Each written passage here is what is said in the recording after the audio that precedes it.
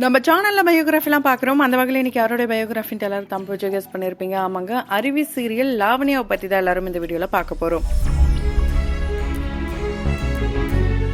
இவங்கள பத்தி பாக்குறதுக்கு முன்னாடி இது வரைக்கும் யாரெல்லாம் நம்ம சினி சமூகம் சேனலை சப்ஸ்கிரைப் பண்ணலையோ அவங்க எல்லாரும் மறக்காம சப்ஸ்கிரைப் பண்ணிட்டு பக்கத்துல இருக்க பெல் ஐக்கனையும் மறக்காம பிரஸ் பண்ணிடுங்க. நாளைக்கு யாரோட பயோகிராஃபி போடலாம்னு ஆசைப்படுறீங்களோ அதையும் கமெண்ட் பாக்ஸ்ல கமெண்ட் பண்ணுங்க. அருவி சீரியல் சன் டிவில ரொம்ப சக்சஸ்ஃபுல்லா போயிட்டு இருக்குன்னு சொல்லலாம். இந்த சீரியல் கிட்டத்தட்ட 2 வருஷத்துக்கு மேல ஓடிட்டு இருக்கு. எல்லாருக்குமே ஃபேவரட்டான சீரியலாவே மாறிடுச்சுன்னு சொல்லலாம். இதுல லாவணியாவை நடிக்கிறவங்க கிட்டத்தட்ட 200 படங்களுக்கு மேல பண்ணிருக்காங்க.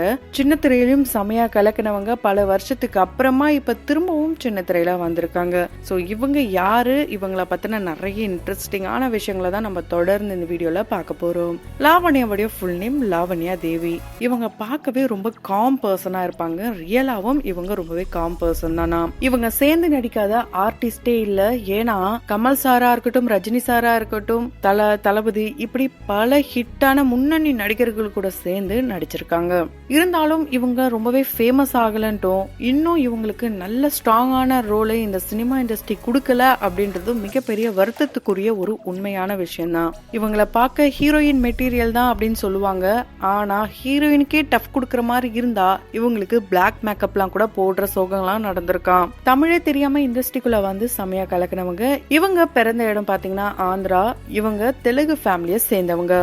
டிசம்பர் 1, 1979 தான் இவங்க பிறந்திருக்காங்க. இவங்க கூட பிறந்தவங்க இவங்களோட சேர்த்து மொத்தம் 4 பேர் இருக்காங்க. இவங்களுடைய 2 அண்ணா, ஒரு அக்கா, அப்பா அம்மான்ட்டு ரொம்ப ஒரு சந்தோஷமான கூட்டு குடும்பத்துல தான் இவங்க வாழ்ந்துட்டு வந்திருக்காங்க.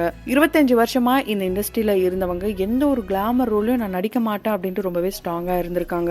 அதனாலே என்னவோ நிறைய பட வாய்ப்புகள்லாம் கூட மிஸ் ஆயிருக்கு. குறிப்பா ஹீரோயினா இவங்களும் நடிக்க வாய்ப்புகள் தேடி வந்திருந்தா கூட நோன்னு சொல்லி தட்டி கழிச்ச காரணங்கள்லாம் கூட இருக்காம். இவங்க சின்ன வயசா இருக்கும் போதே இண்டஸ்ட்ரிக்கு வந்திருக்காங்க. நம்ம எல்லாருக்கும் தெரியும் 1997 வெளியான சூரியவம்சம். இந்த படம் இப்ப வரைக்கும் நிறைய பேரோட ஃபேவரட்டான மூவியாவும் இருக்கு. இந்த படத்துல ஃபர்ஸ்ட் ஹீரோயினா நடிச்சிருந்த பிரியா அவர்களுடைய ஃப்ரெண்டு கேரக்டர் ஸ்வப்னா அப்படின்ற ரோல் தான் பண்ணிருப்பாங்க.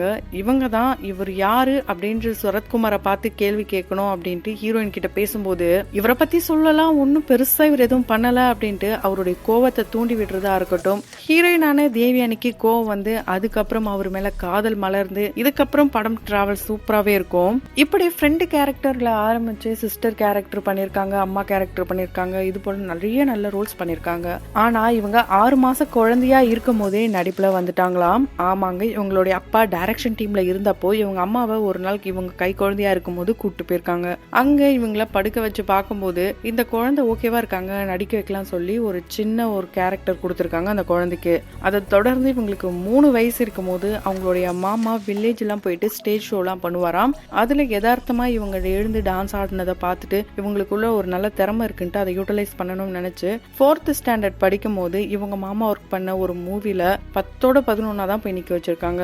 அதுக்கப்புறம் கிடைச்ச வாய்ப்புகள் தான் இந்த சூரியவம்சம். இவங்க 9th வரைக்கும் தான் படிச்சிருக்காங்க. சின்ன வயசுல இருந்து டாக்டர் ஆகணும் அப்படின்ற ஆசை இவங்களுக்குள்ள இருந்திருக்கு. இருந்தாலும் 9th தொடர முடியல அப்படின்றதுனால டிஸ்கண்டினியூ பண்ணிட்டாங்களாம். 10th பிரைவேட்டா எழுதிருக்காங்க. 11th போய் இன்னொரு ஸ்கூல்ல சேர்ந்திருக்காங்க. 12th எக்ஸாம் எழுதும் போது அந்த ஸ்கூல் பிரின்சிபல் கூப்பிட்டு உனக்கு என்னமா ஆகணும் ஆசை அப்படின்னு கேட்கும் போது நடிக்கணும் அப்படின்னு தான் ஆசைப்படுறேன்னு சொன்னதும் அதுக்கு எதுக்குமா படிக்கிறேன்னு சொன்னதுனால அதையும் பிரைவேட்டா எழுதிருக்காங்க. BA, MA, MBAன்ட்டு இது எல்லாத்தையுமே இவங்க கரஸ்லே படிச்சு முடிச்சிருக்காங்க. இவங்களுடைய காலேஜ் லைஃபை இவங்க ரொம்ப மிஸ் பண்றாங்களாம். ஏன்னா நிறைய பேர் அந்த காலேஜ் லைஃப்ல நடந்த நிறைய இன்ட்ரெஸ்டிங்கான விஷயங்கள்லாம் சொல்லும் போது அட நம்மளும் படிச்சிருக்கலாமே அப்படிலாம் இவங்களுக்குள்ள ஆசைகள்லாம் இருந்திருக்காம். ரொம்ப மிஸ் பண்றது அந்த காலேஜ் லைஃப் தானாம். அது மட்டும் இல்லாம படிச்சு முடிச்ச கையோட நிறைய பேர் மேரேஜ் எல்லாம் பண்றாங்க. ஆனா இவங்க கிட்டத்தட்ட பல வருஷமா மேரேஜா பண்ணாம 43 வயசுல தான் இவங்க திருமணமே பண்ணிக்கிட்டாங்க. அதாவது சமீபத்துல தான் இவங்களுடைய திருமணம் நடந்தது. ஒரு பேங்க் ஆபீசர், அதை தொடர்ந்து ஒரு தொழிலதிபரா இருந்த பிரசன்னா அப்படின்ற ஒருத்தர் தான் இவங்களோட திருமணம் நடந்தது. இவங்களோட திருமணம் ரொம்ப கோலாகலமா நடந்தது. திருப்பதியில நிறைய செலிபிரிட்டிஸ் எல்லாம் கூட கலந்துக்கிட்டாங்க. இத்தனை வருஷம் மேரேஜ் ஏன் நீங்க பண்ணல அப்படின்னு கேட்டா எனக்கு இன்ட்ரெஸ்டே இல்லாம இருந்ததுங்க அப்பெல்லாம் பண்றதுக்கு. ஏன்னா எனக்கு முன்னாடி அக்கா அண்ணாலாம் இருந்ததுனால அவங்க கூடயே நான் வளர்ந்துட்டேன். எனக்கு இப்பதான் பண்ணணும். எனக்கான லவ், கேரிங், சப்போர்ட், பேம்பரிங் இது எல்லாமே என்னுடைய கணவர் பிரசன்னா கிட்ட இருந்து தான் எனக்கு கிடைச்சது. அதனாலதான் நான் மேரேஜ் பண்ணிக்கிட்டேன். அவரை நான் வந்து ஃபர்ஸ்டே மீட் பண்ணியிருந்தா கண்டிப்பா நான் முன்னாடியே மேரேஜ் பண்ணியிருந்திருப்பேன். இப்ப அவர் கூட நிறைய பிளான்ஸ் இருக்கு. கண்டிப்பா அது எல்லாமே லைஃப்ல ஒரு சந்தோஷமான மொமெண்டா கிரியேட் பண்ணணும்னு நினைக்கிறேன். ஃபேமிலி ஃப்ரெண்டு மூலியமா தான் இவர் எனக்கு தெரியும். இருந்தாலும் நாங்க வந்து மேட்ரிமோனில என்னுடைய ப்ரொஃபைல் அப்டேட் பண்ணியிருந்தேன். அதெல்லாம் சரியான்ட்டு இவர் ஃபேமிலி ஃப்ரெண்டுன்றதால இவர்கிட்ட எல்லாத்தையும் அனுப்புவோம். அப்படி ஒன் டைம் அவரே எனக்கு ப்ரப்போஸ் பண்ணிட்டாரு. நான் ப்ரப்போஸ்லாம் இது வரைக்கும் பண்ணதே இல்லை, யாருக்கும் பண்ணதில்லை. அவரும் என்ன ரொம்ப கிண்டல் பண்ணுவாரு. இருந்தாலும் இந்த லவ் நான் எனக்கு மிஸ் பண்ணக்கூடாதுன்னு தான் எங்களுடைய ஃபேமிலி மூலியமா ஓகே பண்ணி நல்லபடியாக எங்க மேரேஜ் நடந்து இப்போ சந்தோஷமான வாழ்க்கையை வாழ்ந்துட்டு இருக்கேன் அப்படின்ட்டு அவங்களுடைய திருமண வாழ்க்கையை பத்தி ரொம்பவே ஹாப்பியா ஒரு இன்டர்வியூல ஷேர் பண்ணிருக்காங்க. இவங்க சூரிய வம்சம் படத்தை தொடர்ந்து கொண்டாட்டம் அப்படின்ற படத்துல நடிச்சிருக்காங்க. கே.எஸ். ரவிக்குமார் அவர்களுடைய டைரக்ஷன்ல அவரு தான் இவங்களுக்கு ஃபர்ஸ்ட் வாய்ப்பை கொடுத்திருக்காரு. அந்த படத்துல வேற யாரும் நடிக்கணுமாம், அதுக்கு பதிலா தான் இவங்க நடிச்சாங்க. இவங்க நடிச்சதை பார்த்து கே.எஸ். ரவிக்குமார் அவர்கள் பாராட்டி தள்ளிட்டாராங்க. அதனாலதான் படையப்பா படத்துல இவங்களுக்கு ஒரு முக்கியமான ரோலை கொடுத்திருக்காரு. மணிவண்ணன் அவர்களுடைய பொண்ணு கேரக்டர் பண்ணிருப்பாங்க. சூரிய பிரகாஷ் அப்படின்றவருடைய மனைவி கேரக்டர் பண்ணிருப்பாங்க. ரஜினி சார் இவங்களை பார்த்து நல்லா இருக்கியா தங்கச்சி அப்படின்னு கேட்கும் போது அந்த ஒரு வார்த்தை ரியலாவே அவர் மனசுல இருந்து வந்துதான். ஆஃப் ஸ்கிரீன்லயும் அவர் ரொம்ப நல்லாவே பழகுவாராம். படையப்பா படத்தை தொடர்ந்து சுயவரம், அதுக்கப்புறம் சங்கமம். இந்த சங்கமம் படம்லாம் பார்த்திருப்பீங்க கண்டிப்பா. அதுல ஒரு கலைஞனுக்கு ஏற்படுற வழிகளா இருக்கட்டும், அவமானங்கள், இது எல்லாத்தையும் கடந்து அவர் எப்படி ஜெயிக்கிறாரு, அது காதலா இருக்கட்டும், எல்லாத்துலயுமே அவர் எப்படி கடந்து வராரு, இதுதான் அந்த படமா இருக்கும். அந்த படத்து நடிக்கும் போது இவங்களுக்கு கேரவன்லாம் கூட கிடையாதாம். ஒரு டென்ட் தான், அது ரொம்ப தூரத்துல இருக்குமாம். மொட்டை வெயில்ல துணி மாத்தின கதெல்லாம் கூட இருக்காம். அதை பார்த்துட்டு தான் மணிவண்ணன் அவர்கள் இந்த படத்துல இவங்களுக்கு கேரவன்லாம் கூட கொடுத்தாராம். அப்பாவா நடிக்காம அப்பாவா கூடவே இருந்திருக்காருன்னு தான் சொல்ல முடியும். இதை தொடர்ந்து ஜோடி படத்துல உமா அப்படின்ற கேரக்டர் பண்ணிருப்பாங்க. இந்த ஜோடி படத்துல பாத்தீங்கன்னா த்ரிஷா அவர்களும் இருப்பாங்க, சிம்ரன் அவர்களும் இருப்பாங்க. சிம்ரன் அவர்களோட ஃப்ரெண்டு கேரக்டர்ல தான் த்ரிஷாவும் லாவண்யாவும் வந்திருப்பாங்க. சேது படத்துல ஒரு முக்கியமான ரோல் பண்ணிருப்பாங்க. அதாவது அபிதாஸோடைய சிஸ்டர் அந்த கேரக்டர் தான் பண்ணிருப்பாங்க. இந்த படத்தை பார்த்த ஒவ்வொருத்தருக்கும் மிகப்பெரிய தாக்கத்தை ஏற்படுத்திருக்குன்னு தான் சொல்ல முடியும். இப்ப பார்த்தாலும் அந்த தாக்கம் இருக்கும். ஏன்னா அந்த அளவுக்கு யதார்த்தமான நடிப்பை இந்த படத்தில் நடிச்ச ஒவ்வொருத்தரும் நடிச்சிருப்பாங்க. பாலா அவர்களுடைய one of the best movie அப்படின்ற டைட்டில்ல இந்த படமும் இடம் பிடிச்சிருக்கும். தளபதி விஜய் அவர்களுடைய படமான பத்ரியா இருக்கட்டும், திருமலை, இந்த 2 படத்திலும் இவங்க நடிச்சிருப்பாங்க. இதுல திருமலையில இவங்க கல்யாண பொண்ணு கேரக்டர்ல நடிச்சிருப்பாங்க. உமா அப்படின்ற ரோல் தான் பண்ணிருப்பாங்க.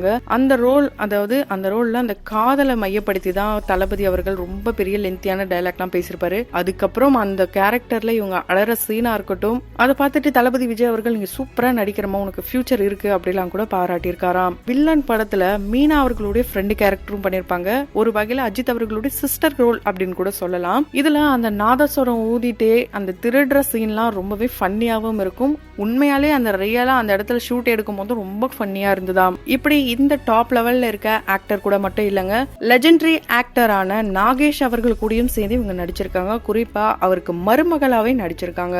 ஆமாங்க, ஏவிஎம் ப்ரொடக்ஷன்ல நிம்மதி உங்கள் சாய்ஸ் இந்த ஒரு சீரீஸ்ல பாத்தீங்கன்னா குஜராத்தி பையனுக்கு ஒரு பேர் பண்ற மாதிரியான ரோல் தான். தமிழ் சுத்தமா இவங்களுக்கு வராததுனால கரெக்டா அந்த ரோல் ஆப்ட் ஆயிடுச்சாம். இவங்களுடைய மறக்க முடியாத சிங்கிள் ஷாட் அப்படின்னா அது சுந்தரா டிராவல்ஸ் எடுத்துக்கலாம். அதுல இவங்க ஒரு டிவி ரிப்போர்ட்டரா வந்திருப்பாங்க.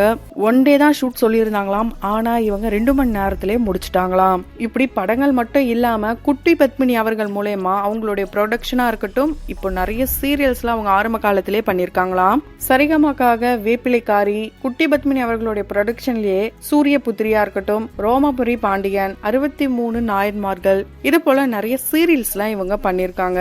இவங்களுக்கு டிராவல்னா ரொம்ப பிடிக்கும்.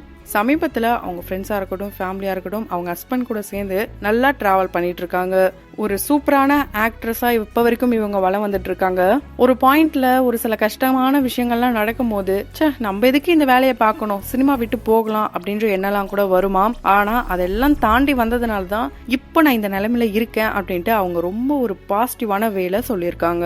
இவங்களை பத்தி நீங்க என்ன நினைக்கிறீங்க? அண்ட் இவங்க நடிச்ச படத்துல உங்களுக்கு எந்த படம் ரொம்ப பிடிக்கும்ன்றத கமெண்ட் பாக்ஸ்ல கமெண்ட் பண்ணுங்க. தொடர்ந்து பயோகிராஃபில பார்த்து என்ஜாய் பண்ணணும்னு நினைச்சீங்கன்னா உடனே நம்ம சினி சமூகம் சேனலை சப்ஸ்கிரைப் பண்ணிட்டு பக்கத்துல இருக்க பெல் ஐக்கானையும் மறக்காம பிரஸ் பண்ணிடுங்க.